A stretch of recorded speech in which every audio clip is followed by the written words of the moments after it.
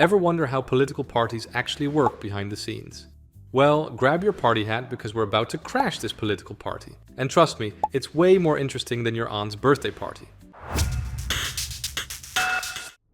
To make things extra spicy, we're taking you to Moldova, a country that's basically living the ultimate political tug-of-war between East and West. It's like being stuck between two parents after a divorce, except the parents are Russia and the European Union.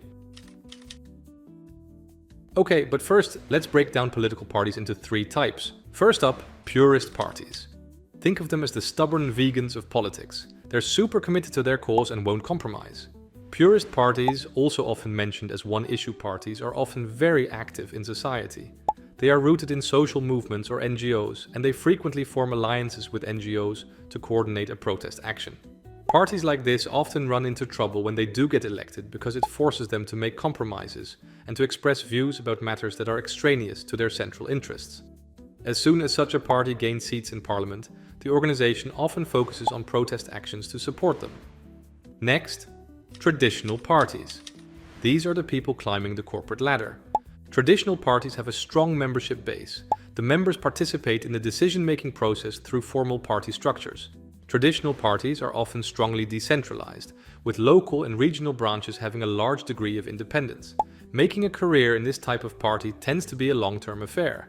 A member usually has to run through all the various levels in order to make it to the top. Finally, power parties. Imagine a political Mean Girls, where the party leader is basically Regina George. Power parties are primarily focused on acquiring power in elective bodies and participating in government. Their members usually have little to say, as the party is ruled by a small group of people at the top. Gaining prominence at a party like this depends on who you are and who you know, rather than on your abilities. The party leadership usually decides who is appointed for certain positions on every level, from local party chairman or town council members to the national party chairman. Now, let's see how this plays out in Moldova. In Moldova, most parties aren't arguing about left versus right, they're basically just Team EU or Team Russia. Moldovan parties often can therefore be described as a purist party. From a distance, they have no specific ideology, they are pro-EU or pro-Russia. First, pro-Russia parties. These parties advocate for closer ties with Russia and often promote policies aligned with Russian interests. They tend to attract support from segments of the population that have historical, cultural, or economic ties with Russia, such as Transnistria and Gagauzian region.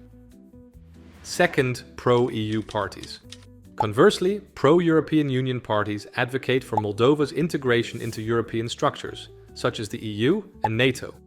They typically promote reforms aimed at European standards of governance, rule of law, and economic integration. Third, lack of strong ideological foundations. Many political parties in Moldova lack clear ideological frameworks beyond their pro-Russia or pro-EU stances. Ideological coherence often takes a back seat to pragmatic considerations, such as gaining power, maintaining influence, or fixing a specific problem. So, which type of party is the best? Again, this really depends on what you're trying to achieve. Power parties can be successful very quickly, but they tend to lack ideology and democratic values. Traditional parties tend to be slower to change or to do anything, but are stable. And purist parties are very strong on their main point, but when they get to power, they lack solutions on many things. When, for example, protest parties actually win elections, they suddenly have to decide on many other things. Imagine being the Save the Animals party and suddenly having to vote on tax policy. This way, every organization has its own struggles that they have to balance.